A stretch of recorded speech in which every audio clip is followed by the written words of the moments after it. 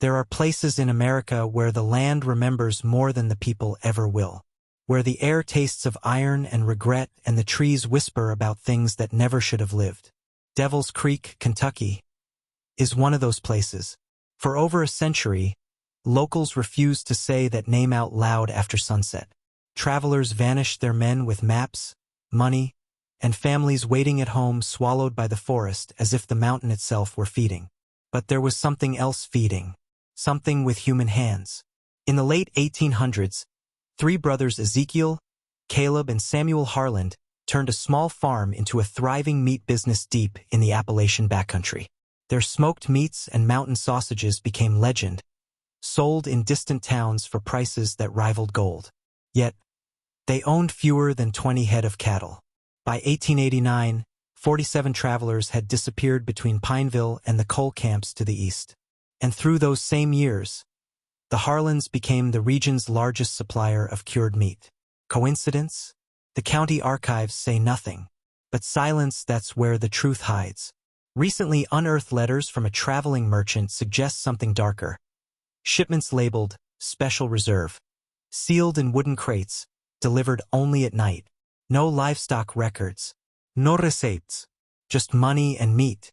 Those letters were buried in the walls of a burned-out church near the old Devil's Creek Trail. Why there? Because even the Reverend didn't want to risk keeping them in his house. The truth, it seems, was too dangerous to speak. And not just because of the Harlands.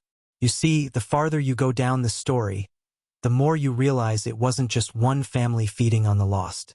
It was a system, a network, an arrangement that blurred the line between survival and sacrifice. Some say the Harlands were monsters. But monsters are simple. What if they were something worse, useful? And if you think this story is just history, wait until you hear what still moves in those woods when the fog comes low. Because this isn't just about cannibalism. It's about appetite. And appetite never dies. By 1881, the Harland brothers weren't just butchers. They were the gatekeepers of hunger itself. Every miner, every merchant, every man traveling those mountains depended on them for food. Dependence, that's how power begins. Not with violence, but with necessity. They built their empire from the oldest currency known to humankind: flesh. Theirs was a business that turned bodies, animal or otherwise, into profit. And when supply ran short, they found new ways to meet demand. The disappearances began with travelers, drifters, peddlers, men without families. No one asked questions when the nameless went missing. Then came the merchants, the laborers, even a preacher passing through to bless a newborn in the next valley. All vanished somewhere between the limestone cliffs and the Harlands smokehouse. But here's the secret the newspapers never printed. There were official buyers. Mining foremen, railroad contractors, even a state official from Frankfurt. All placing orders through intermediaries. All praising the Harlands for their unmatched product. Because that's how corruption hides. It wears respectability like a suit. A ledger here, a handshake there, and the records show something else. During the peak of the disappearances, the County Meat Inspection Office received unmarked envelopes, each containing $50 and a single note. Keep the permits coming. The mountains eat what they're owed. Someone once said the Harlands were blessed by the land, that their smokehouses never ran dry even through drought and blight. But blessings that come from silence are rarely holy. Whispers began in neighboring towns about a special cut, a flavor too rich, too deep to come from cattle. Travelers spoke of seeing red runoff in the creek after heavy rains, of smelling rot beneath the sweet perfume of hickory smoke. And yet no one stopped buying, because hunger is stronger than fear. You see, in every age, there are men who build their kingdoms on the bones of the forgotten, who learn that if you feed people well enough, they'll never look too closely at the source. The Harlands understood that. They built a blood economy, a cycle of profit, secrecy, and dependence that echoes far beyond Devil's Creek. Because the truth isn't buried in those hills. It's alive in every system that feeds on us today. It began, as all evil does, in whispers carried by those too afraid to name what they'd seen. In the summer of 1883, a mother from the Combs family claimed she found a boot still laced, still warm, floating in the creek below the Harland property. 2 days later, her husband disappeared. She told the sheriff. By morning, she was gone too. The official record says, fled the county. But the sheriff's ledger from that same day contains a strange notation. Paid in full. Harl. That was the first time the Harland's name appeared in any government document. The last time, too. From that point forward, the disappearances became predictable, one man every few weeks, always travelers. And the county kept prospering. Rail lines advanced. Mining contracts expanded. The Harland's meats filled every camp from Harland to Hazard. Men joked that their sausage tasted like home, though none could explain why. But the forbidden truth surfaced in 1886, when a coal inspector from Lexington came through to survey new routes. His name was Arthur Bellamy. In his private diary, later found among state archives, he described something no one was meant to see.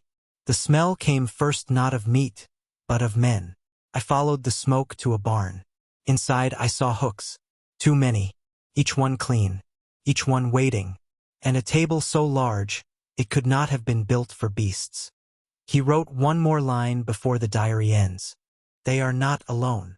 A month later, Bellamy's body was found 20 miles downstream, his eyes and tongue removed.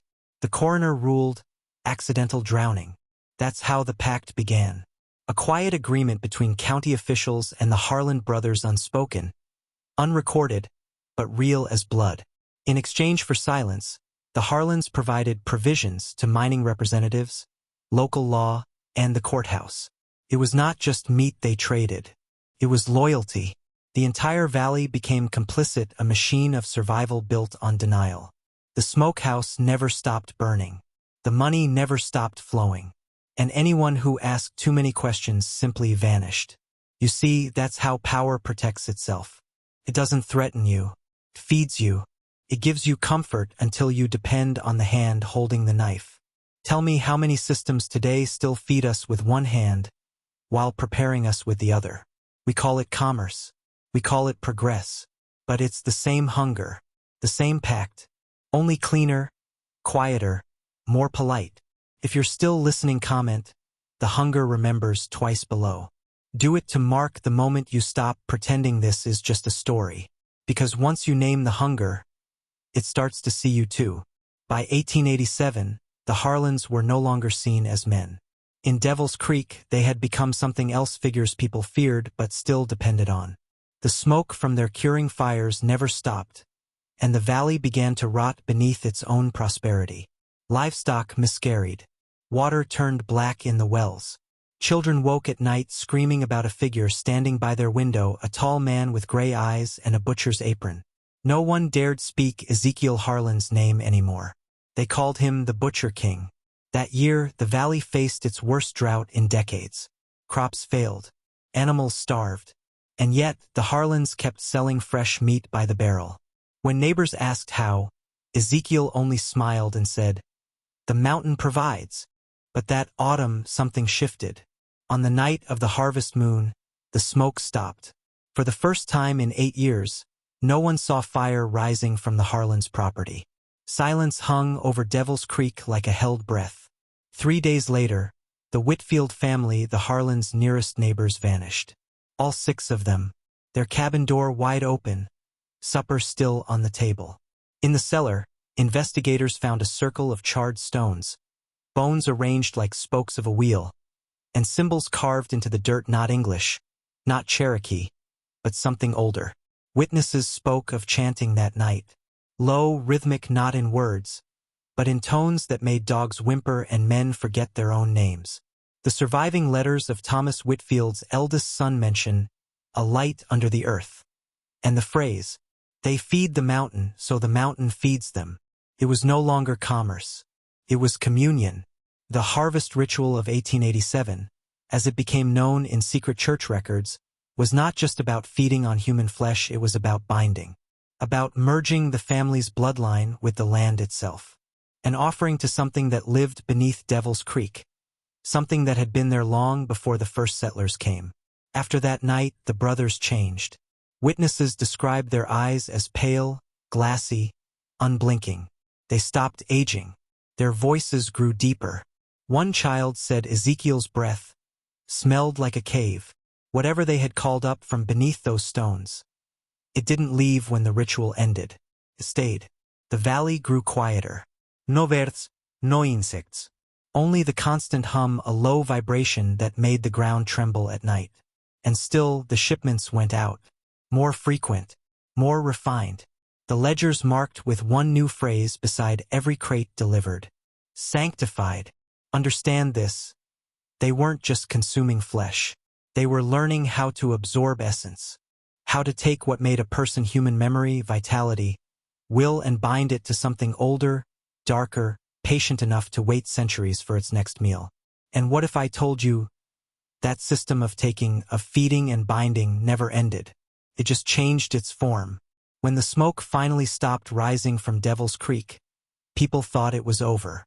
The Harlands had disappeared, their farmhouse abandoned, doors torn from hinges. The earth around the smokehouse blackened as if scorched from below.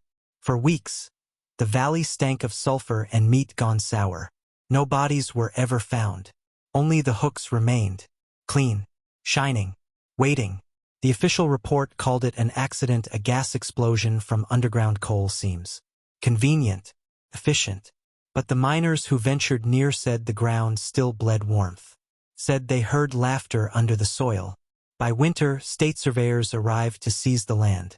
Within a year, the property was sold to a coal investment company, registered under a false name. The documents trace back not to the mountains but to offices in Louisville, and beyond that, Washington, D.C. And that's where this story stops being folklore and starts becoming policy. Because within 10 years, the same company that bought the Harlands' land began supplying meat and rations to coal miners across 3 states. The Appalachian Provisions Company. No family name, no farm. Just the same recipe, the same smoky flavor, and one familiar word stamped on the crates. Sanctified. Coincidence? Or inheritance? See, men like the Harlands don't die, they disperse. Their knowledge, their rituals, their understanding of how fear and appetite shape obedience, that's the real inheritance. When they vanished, the system they built didn't vanish with them. It adapted. It industrialized. Put on a suit and learned to smile. Factories replaced smokehouses. Contracts replaced packs. And the new harvest wasn't flesh, it was compliance. Submission. Souls traded for paychecks and promises. Look around. How many companies feed us things we don't question, histories we don't verify, systems we don't challenge? They don't need blood anymore, not literal blood. Just attention. Just labor. Just trust. The Harlands learned that the human body was only one form of meat. The modern world learned how to process the rest. Every age builds its own smokehouse. Every empire learns to feed the mountain in its own way. And the deeper you dig into any institution, government, church, corporation, the more you smell that same sweet rot of sanctified flesh. Because the Harlands were never just a family. They were a blueprint. And blueprints are made to be replicated. Most people think bloodlines die when bodies do. But power doesn't travel through veins, it travels through systems. Through names changed just slightly enough to hide in plain sight. After the Harlands vanished, county ledgers list a new name appearing 3 years later. Harlandson and Company. Meat distributors. The signature on those contracts. Ezekiel Harlandson, identical handwriting to Ezekiel Harland's last known record. Just one added syllable. Impossible? Maybe, unless he never left. By 1904, the company had spread beyond Kentucky. Cincinnati, Pittsburgh, New York. Each city with a warehouse near rail lines. Each one with a sanctified product line: salted meats, smoked beef, cured sausage. Their slogan was simple, pure from the source. But there's something older beneath that phrase. In ancient rites, the source meant the origin of life itself, the blood, the sacrifice, the thing that feeds the gods. Harlandson and Company became one of the suppliers for military rations during the First World War. Think about that, millions of soldiers eating food shipped from a lineage born in a cannibal valley. The taste of survival, wrapped in patriotism. After the war, the name changed again, folded into mergers, trusts, conglomerates. Eventually, the meat division became part of a larger holdings company, one that still exists today. still feeding millions, still using that same mountain spring in its promotional logo. You've seen it. You've probably bought from it. But it didn't stop with food. The bloodline evolved, learned how to feed on minds instead of bodies. They entered media, advertising, and politics industries built not to nourish, but to consume attention. Because they realized something profound. When you can control what a man eats, you control his body. But when you control what he believes, you control his soul. Today, their descendants don't swing cleavers. They sign deals. They run boards. They engineer cravings for food, for screens, for identity. Their smokehouses are digital now, and their meat is made of moments every second you give to the feed, every thought you surrender to the algorithm. The Harlands learned how to bind spirit to system, hunger to hierarchy. And every click, every purchase, every indulgence feeds them still. The mountain never stopped feeding. It just grew wider. It took the shape of the world itself. And maybe that's why those who speak the Harland name too loudly still vanish not into the woods, but into silence. If you've felt that silence before, you already know you've heard them calling. Every cycle has a return. Every hunger eventually wakes. For decades, Devil's Creek was forgotten, left to rot under vines and memory. But in 2023, a hiker from Lexington live-streamed from those woods. The footage lasted 4 minutes before cutting out. In it, viewers saw the crumbling remains of a smokehouse stone foundation, blackened hooks and something else. A circle, carved freshly into the dirt.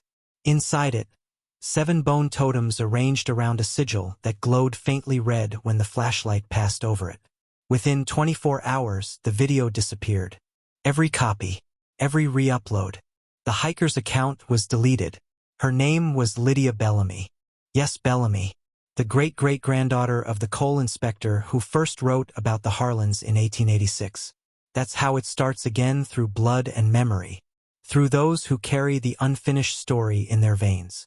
Local residents began hearing screams near the creek after dusk.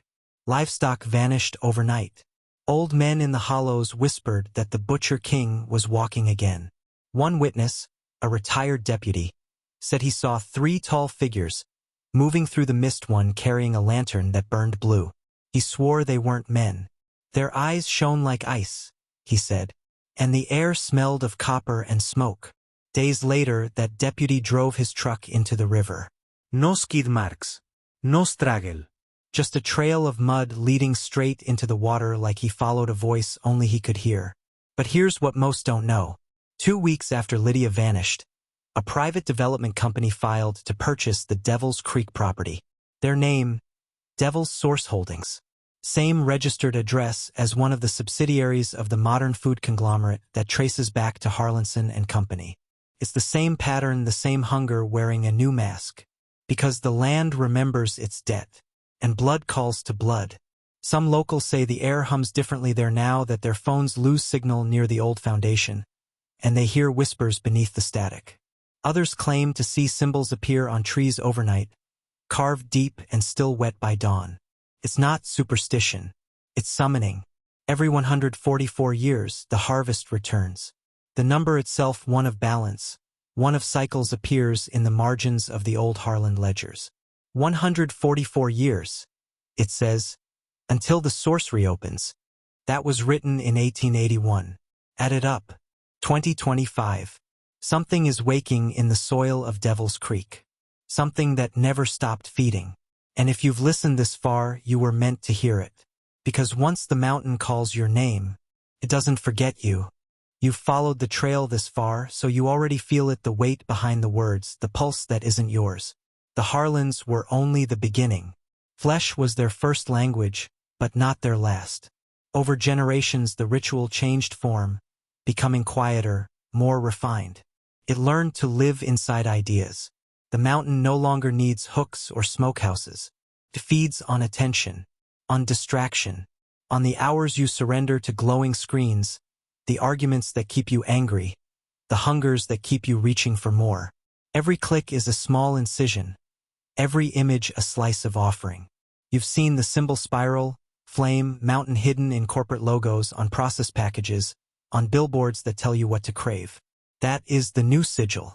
The appetite that began in Devil's Creek became infrastructure. Pipelines, data lines, profit lines. The same families who once sold salted meat now sell you the illusion of choice, the taste of belonging. They learned that if they could keep you consuming, they would never have to consume you again because you would feed yourself to them willingly. And that's the secret the old ledgers were warning about. Not a monster waiting in the woods, but a system waiting in your reflection. The mountain was never just Kentucky rock, it was a metaphor for civilization itself, forever mining the souls that live upon it. Now you know why you were never meant to hear this story. Knowledge severs the leash. Awareness starves the ritual. So listen carefully. When you feel that emptiness gnawing the one you try to quiet with noise, food, work, or scrolling, don't feed it. Stand still. Breathe. Remember where hunger comes from and who profits when you obey it. Because the moment a man stops being a source of nourishment for the machine, he becomes a threat to it.